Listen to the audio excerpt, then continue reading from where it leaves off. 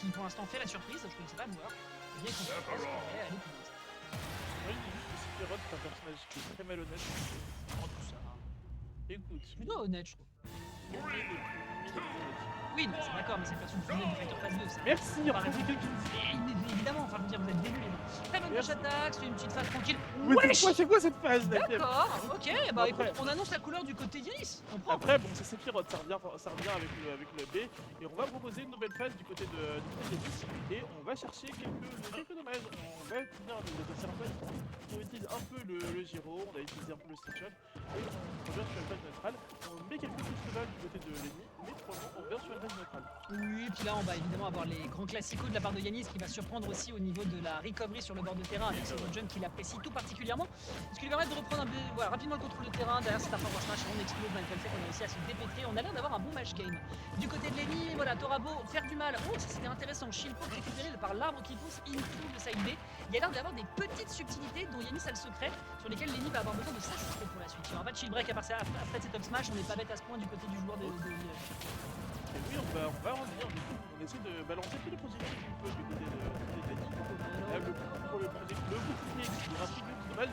Le back-air qui sera pas létal. Ouais, et puis ce qui est intéressant, on rappelle avec Villageois, c'est qu'il peut se lock directement dans son momentum aérien avec le side B, ce qui permet parfois de survivre à des situations où il ne pourrait pas, notamment avec la roche. Pour l'instant, ça fonctionne. Et là, il y a Yanis qui a quand même 100%, donc à tout moment, il peut exploser. Le back-air qui fera des bouts de dommages, mais qui sera toujours pas létal. Continuez à gratter du côté de Yanis. 123%. On va essayer de tranquille tout le monde impossible. On va essayer vraiment en let's trap de provoquer l'erreur de l'ennemi. On réussit pas pour la faille. La faille va arriver sur ce forwarder. Il a passé beaucoup de temps, il a passé beaucoup de temps, il faut le reconnaître, en étant à l'offstage, en zone nouveau, ce qui fait que ça rendait la situation un poil délicat. Ce qui fait que bon, il fallait accepter à un moment qu'on allait se faire avoir. Ce qui signifie qu'on n'a pas eu trop l'occasion de rentabiliser. C'est désormais chose faite avec 50%, mais je pense pas que ce soit assez effrayant, d'autant plus que Lenny a une façon de gérer la distance et de gérer sa burst range de par justement son katana, son Masamune qui fonctionne très bien. Par contre, le forward smash qui surprend sur le corner, ça je pense qu'on était juste pas. Non, bah non, c'est vrai, c'est forward smash. Élément de surprise. Le forward smash Ah oui, bien sûr. On rappelle que c'est d'ailleurs plus fort en fonction de la distance qu'on va parcourir la boule avant de toucher sa cible. Mais là, en l'occurrence, ça reste un Sephiroth. Sephiroth est dans le top 5 des personnes les plus efficaces. Ce qui reste surprenant. Hein, je ne savais pas que le cuir était aussi léger. Mais en l'occurrence, ça fonctionne. C'est comme ça que Sakurai a décidé de designer le perso. Et on ne le remercie pas pour ça. Ouais, voilà, c'est ça, il vole. Parce qu'il a des os creux. Ok. Un petit side B.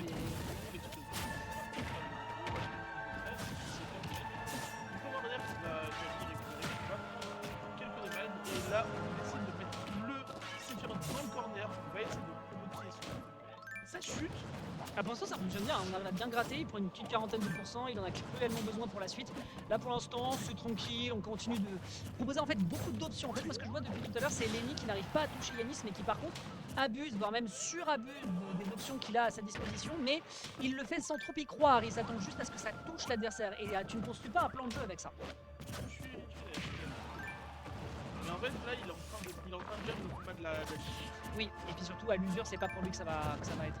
Parce que au final il est tout le temps de gratter et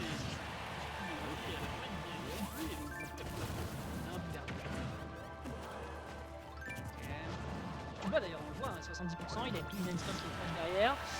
On pensait que de par son rôle de villageois, ce serait Sephiroth qui serait le loup-garou, mais là non, il est en train de se faire croquer justement plutôt par Yanis, qui va enfin se faire trancher dans le vif, qui va enfin proposer une option gagnante avec ce backer.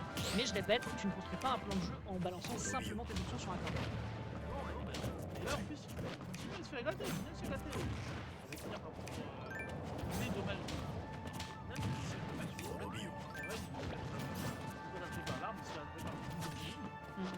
Là, 77, il est déjà en danger. Par contre, dans 3%, c'est le Wyoming Angel. Ça peut être game changer. C'est chose faite. Oh putain! Oh non! Oh non! Non, mais alors, attends. Toi, t'as bossé un certain clip d'un certain Susu. C'était exactement le truc que j'ai fait. Oh bah non, c'est pas vrai. Parce qu'en fait, j'allais dire, en ce moment, Yanis, je me souviens récemment, il y avait un clip, il disait que son perso est de la sauce, mais j'attends toujours. Et là, bon bah, oui, moi, c'est. Oh là là là là. C'est de la Ah, ah. Eh ben, c'est- Ah bah, c'est très simple, c'est très simple. En gros, tu peux mettre de la pression en mettant l'adversaire sur une espèce de truc qui va le lock sur la plateforme, et si jamais il n'y a pas la tech, tu sais que l'adversaire va ensuite réagir d'une manière ou d'une autre. Toi, t'as juste besoin de faire croire que tu lui fonces dessus, derrière tu trouves le burry, tu trouves l'up smash. Et on peut remercier Susu pour les travaux, parce que ça c'est du Susu pur jus, bravo à lui. Ah, je suis trop heureux.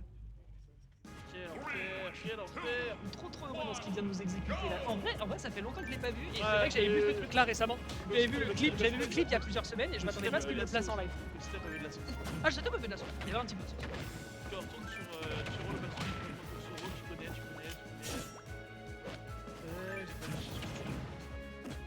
On part sur une nouvelle phase. Lenny qui n'est pas en reste, veut quand même gratter sa place. Et on continue à se prendre.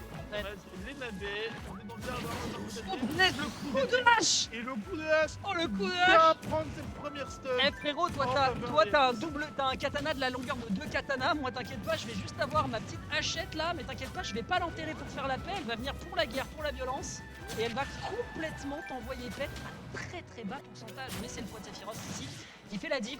Il va falloir se rattraper du côté de Lenny, et pour l'instant, je le répète, la stratégie a l'air d'être globalement la même, et c'est peut-être une histoire de match-up knowledge, mais c'est visiblement pas quoi faire.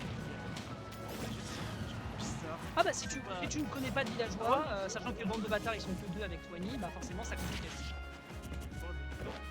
Oui, certes. Mais est-ce que c'est toi qui es en train de jouer? Ah ouais. Nous on est là pour le micro, c'est Ah bon oh, pour toi, on est là. Voilà, que ce soit un certain genre de Fox, c'est moi-même, que ce soit un certain genre de Lugar, c'est toi-même, et que ce soit un certain genre de Joker Lucina, il est dans le public. Bah forcément, on sait pourquoi on est au micro. Et là pour l'instant, bah écoute, il y a de la belle prestation qui est faite du côté des doigts et du côté des doigts et de la maîtrise qui est faite au moment du côté de Lenny, qui arrive à se rattraper, mais immédiatement une phase qui prend déjà un petit peu d'avance. Intéressant ici de pouvoir partir sur un upper, ça n'était pas un regrab, ce qui veut dire qu'on a l'occasion de se permettre un peu de violence, un peu de mix-up du côté de Lenny pour survivre, mais encore du simple double en termes de puissance. Et le truc en fait, c'est que le shield est super mal. Parce qu'avant de pouvoir appliquer les tu peux te faire avoir par un tu peux drop ton shield Bah, et il va se faire servir. c'est un peu ce qu'on disait tout à l'heure, c'est que le jeu de la longueur, quand tu es dans ces situations précises, ça n'a pas fait pousser l'arbre, on n'a pas le temps de le choper, et il prend derrière les dernières fanatiques qui ne va pas le tuer, mais va quand même le repousser et l'empêcher de mettre l'adversaire sur le point. Mais oui, à la longue, c'est pas le genre de personnage avec qui tu veux jouer la carte de la longueur. Parce qu'il a trop de choses qui vont gratouiller l'information. Oui, bien sûr. Ah ouais mon gars, ah ouais, ça par contre dommage d'avoir récupéré le bord de terrain parce que tu sais que tu as 60 frames derrière de lag et forcément on va rentrer dans cette vulnérabilité qui est proposée pour l'instant du côté d'Enemy, Gigaflare, on stall, c'est normal. Pour le moment on est très à l'aise du côté d'Yanis, il veut aller gratter sa winners finale. Toujours là, ah le son, mais le son du jeu ou notre son à nous? On est à fond en fait. Nous, mais j'espère juste que vous n'entendez pas ce que nous on entend quoi. On est au max.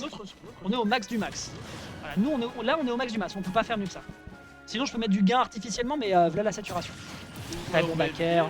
On est à 150% par contre parce qu'on papote, mais le temps qu'on papote, on a un Yanis qui est en retard. Et ça, je ne l'attendais pas. Bah c'est l'aile, hein. En fait c'est la bonne Mega Jump qui Right. Voilà, la stock est récupérée, on a fait que 27% d'avance pour Lenny. Est-ce que ça sera suffisant pour aller timide. le game 3? Il faut reconnaître que là pour l'instant c'est timide et je rappelle qu'en termes de gameplay autant qu'en termes de pourcentage d'avance c'est un peu timide. Après là on commence à mettre un peu de pressure directement dans le shield, 50% ça peut déjà être le début des soucis, d'autant plus qu'on n'arrive pas à récupérer le bord de terrain. Donc ça veut peut-être dire que Lenny au fur et à mesure commence à voir les habitudes adverses. Nair, on n'arrive pas à choper le deuxième coup, ce qui fait qu'on a l'occasion de balancer son propre Nair même si ça n'est pas une bonne option out of shield. Non, Lenny est en train de nous faire quelque chose d'intéressant qui pourrait même aller chercher jusqu'à une game 3. Alors peut-être. Ah bah là regarde, 96. Et là sur un forward air, c'est le partir, hein, c'est le partir. Wow, intéressant. Le forward air, Intéressant. Il a get up neutre, into roll, donc pourquoi pas. Ah, il a pas envie de le grab. En fait, je crois qu'il a un peu peur. Ok, ça c'était très intelligent. Et je pense que oui, il est apeuré là. Il sait très bien qu'il fait une bêtise, une seule bêtise et il est dans la merde. Forcément, il faut qu'il y aille dans la dentelle et justement cette dash attack permet de récupérer directement le stall avec le side B, c'est très smart. Et là, par contre, il a un méga. Oh là là, mais c'est pour ça! C'est pour ça qu'on aime ce joueur et c'est pour ça que dans le public aussi, du côté de la salle de stream, ça exulte. C'était fantastique et c'était vraiment une prise de décision d'un risque, mais d'un risque, et qui pourtant a été fait au meilleur timing. Tu récupères le projectile, t'es même pas à dire je le garde pour plus tard. Non, c'est chaud, ça brûle.